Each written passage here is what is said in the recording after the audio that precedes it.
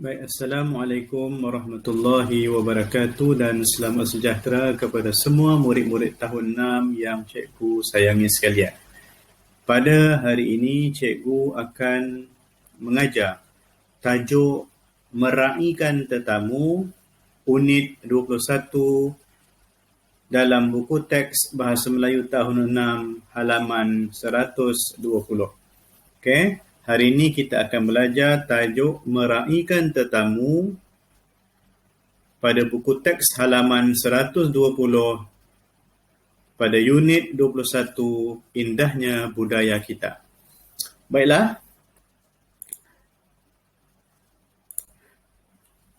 Kita tengok standard pembelajaran SP yang kita ingin belajar pada hari ini, iaitu SP 2.5.2, membaca, memahami dan menakul bahan untuk memindahkan maklumat mengikut keutamaan ke dalam bentuk frasa.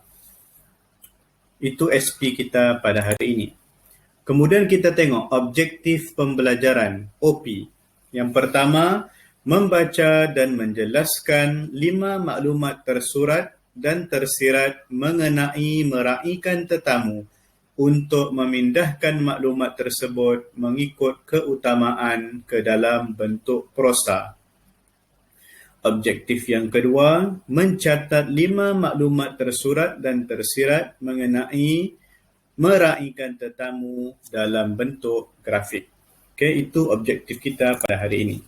Kita tengok pula kriteria kejayaan, KK yang perlu awak capai pada hari ini. Yang pertama, murid berjaya membaca dan menjelaskan 5 maklumat tersurat dan tersirat mengenai meraihkan tetamu untuk memindahkan maklumat tersebut mengikut keutamaan ke dalam bentuk ulasan. Yang kedua, murid berjaya mencatat 5 maklumat tersurat dan tersirat mengenai meraihkan tetamu dalam bentuk peta alir. Baiklah. Mari kita membaca petikan meraihkan tetamu dalam buku teks halaman 120. Mari bersama-sama membaca dengan cikgu, dengan bacalah dengan teliti, dengan intonasi yang betul agar awak dapat memahami apakah isi petikan yang bertajuk meraihkan tetamu ini. Sudah bersedia? Mari sama-sama kita baca. Meraihkan tetamu. Setibanya di rumah, Izuni terus menuju ke dapur. Langkahnya dihayun laju. Dia mahu segera mengisi perutnya yang sejak tadi asyik berkeroncong. Tiba-tiba Izuni terpandang sekeping nota pesanan daripada ibunya yang terlekat pada peti sejuk. Okey, baiklah. Mari sama-sama kita baca apakah nota pesanan daripada Ibu Izuni yang terlekat pada peti sejuk tersebut. Okey, mari sama-sama kita baca. Izuni, ibu dan ayah terpaksa bergegas ke hospital kerana menziarahi rakan ayah yang terlibat dalam kemalangan jalan raya. Pak Long dan Mak Long dalam perjalanan ke rumah kita. Jika mereka sampai sebelum ibu dan ayah pulang, tolong sambut kedatangan mereka dengan mesra dan bersopan. Ibumu. Baiklah, setelah membaca pesanan itu, Izuni terdiam untuk seketika. Dia belum pernah menyambut kedatangan saudara maranya seorang diri. Fikiran Izuni mula melayang mengingati pengalaman lalu. Namun, belum sempat Izuni melayan seleranya, tiba-tiba kedengaran loceng rumahnya berbunyi dan telefon berdering. Izuni tergamam. Apakah yang harus dilakukannya?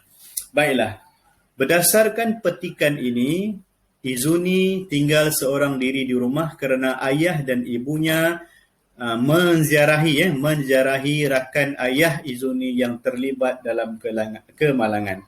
Jadi tinggallah Izuni keseorangan. Jadi apabila Izuni tinggal keseorangan, tiba-tiba kedengaran loceng rumahnya pun berbunyi, dalam masa yang sama telefon pun berdering. Jadi sekarang ni mari sama-sama kita fikirkan apakah keutamaan yang perlu dibuat oleh Izuni. Menjawab panggilan telefon, atau menukar pakaian, atau menjamah makanan terlebih dahulu, atau membuka pintu, ataupun mengemas ruang tamu. Jadi kita ingat tadi, telefon berdering dan dalam masa yang sama loceng rumahnya pun berbunyi. Jadi ada 5 tindakan yang perlu dilakukan oleh Izuni untuk kita susun mengikut keutamaan berdasarkan gambar yang ada pada buku teks ini. Baiklah. Mari sama-sama kita tengok. Cikgu telah pun menyusun dan membantu awak semua untuk menyusun mengikut keutamaan berdasarkan situasi yang dihadapi oleh Izuni. Mari kita membuat keputusan yang sesuai mengikut keutamaan berdasarkan situasi yang dihadapi oleh Izuni. Bagi pendapat cikgu, Izuni perlu menjawab panggilan telefon terlebih dahulu. Kemudian setelah itu dengan pantas Izuni perlu mengemas ruang tamu. Apabila keadaan ruang tamu telah kemas, maka Izuni boleh membuka pintu untuk membenarkan Pak Long dan Mak Long masuk ke dalam rumah. Kemudian Izuni boleh menukar pakaian, dan setelah menukar pakaian, Izuni boleh mengajak Pak Long dan Mak Longnya untuk menjamah makanan ataupun menjamu selera bersama-sama. Daripada 5 tindakan tersebut, cikgu telah menyusunnya mengikut keutamaan. Jadi baik, mari sama-sama kita menjelaskan yang tadi tu yang berada di 5 petak yang kiri ini ialah maklumat tersurat, maklumat yang kita nampak dalam buku teks tersebut. Sekarang ini, mari kita menjelaskan maklumat tersurat tersebut untuk mendapatkan maklumat tersirat dalam bentuk peta pelbagai alir ini. Baik. Sekiranya awak masih ingat lagi, apabila kita nak menghubungkan maklumat tersurat dengan maklumat tersirat, yang ini cikgu yakin cikgu-cikgu di kelas awak telah pun menjelaskan perkara ini. Apabila kita nak menghubungkan maklumat tersurat dan maklumat tersirat, kita perlu menggunakan kata hubung keterangan. Apa itu kata hubung keterangan? Kata hubung keterangan seperti kerana, bagi, supaya, demi, untuk, agar. Apabila kita menggunakan kata hubung keterangan ini, kita boleh menghubungkan maklumat tersurat tadi untuk mendapatkan maklumat tersirat. Maklumat tersirat ni maksudnya maklumat yang perlu kita fikirkan, maklumat yang perlu kita cari sendiri berdasarkan maklumat tersurat yang didapati dalam buku teks. Baik, mari sama-sama kita tengok. Cikgu telah membantu awak semua untuk mencari maklumat tersurat dan juga maklumat tersirat dengan menggunakan kata hubung yang sesuai. Mari sama-sama kita tengok. Menjawab panggilan telefon. Menjawab panggilan telefon. Kenapa Izuni perlu menjawab panggilan telefon? Menjawab panggilan telefon, apa kata hubung yang sesuai? Boleh juga bagi. Mengelak panggilan telefon bagi mengelakkan daripada terlepas panggilan penting daripada seseorang. Boleh juga. Supaya pun boleh. Ini bergantung kepada penggunaan konteks ayat tersebut. Mana yang sesuai. Tapi kebanyakan kata hubung sesuai untuk digunakan. Kemudian kita tengok maklumat tersurat mengemas ruang tamu. Kenapa Izuni perlu mengemas ruang tamu? Kerana memberi keselesaan kepada tetamu ataupun mengemas ruang tamu untuk memberi keselesaan kepada tetamu. Agar boleh tak? mengemas ruang tamu agar memberi keselesaan kepada tetamu. Boleh juga. Kemudian kita tengok maklumat tersurat yang ketiga, membuka pintu. Kenapa Izuni perlu membuka pintu? Membuka pintu kerana mengelakkan tetamu menunggu terlalu lama di luar rumah. Macam kurang sesuai. Kita tengok bagi. Membuka pintu bagi mengelakkan tetamu menunggu terlalu lama di luar rumah. Boleh. Membuka pintu supaya mengelakkan tetamu menunggu terlalu lama di rumah. Boleh. Okay. Kita tengok yang keempat, menukar pakaian. Kenapa Izuni perlu menukar pakaian? Menukar pakaian untuk mengelakkan bau busuk di hidu oleh tetamunya. Boleh. Menukar pakaian bagi mengelakkan bau busuk di hidu oleh tetamunya. Okay, bergantung kepada situasi ayat. Kemudian yang kelima, menjamah makanan. Menjamah makanan kerana menyemput tetamunya menjamu selera bersama. Tidak sesuai kan? Menjamah makanan bagi menjemput tetamunya menjamu selera bersama. Kurang sesuai.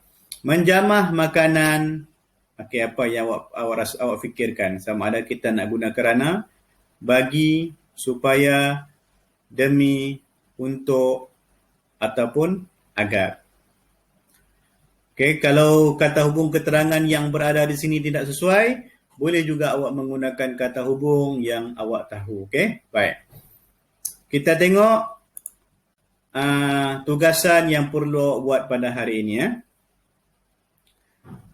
Ini ialah tugasan yang perlu awak buat di pada buku tulis berdasarkan aktiviti yang kita bincang sebelum ini. Awak salin petikan ini untuk dijadikan sebagai ulasan. Baik, kita tengok sama-sama. Meraihkan tetamu. Petikan ini mengenai situasi yang dihadapi oleh Izuni yang perlu dilakukan olehnya bagi mengelakkan sesuatu perkara mengikut keutamaan.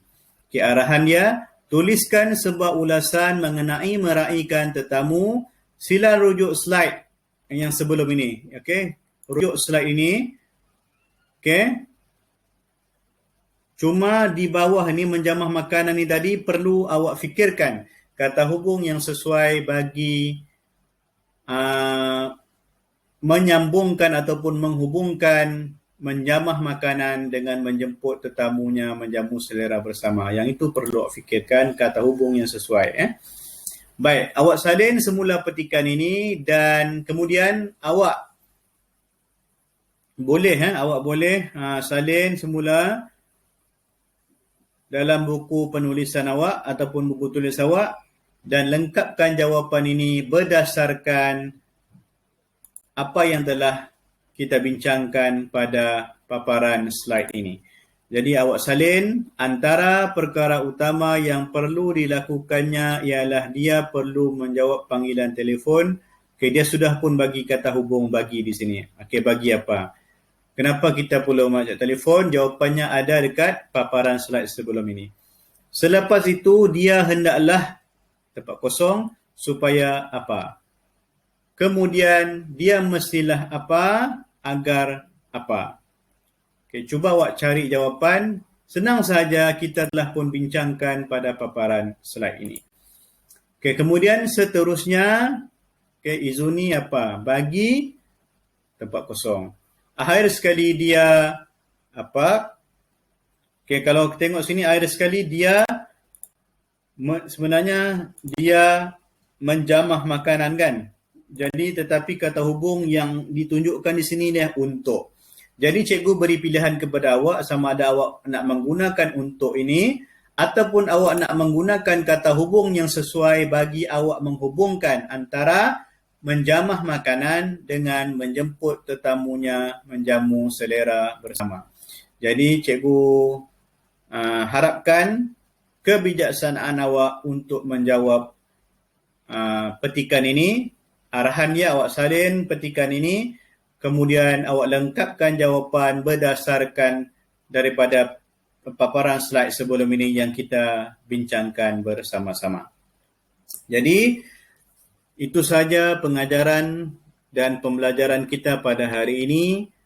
Cikgu harap awak dapat menyiapkan tugasan ini dan hantar kepada guru bahasa Melayu masing-masing. Kalau boleh, sebaiknya pada hari ini juga. Okay? Pada hari ini juga. Sekiranya tidak, awak boleh berbincang dengan guru-guru bahasa Melayu semua. Bilakah masa yang sesuai untuk awak menghantar tugasan ini? Sekian. Cikgu harapkan awak dapat menyiapkan tugasan ini dengan sebaiknya. Terima kasih. Kita jumpa lagi pada minggu hadapan.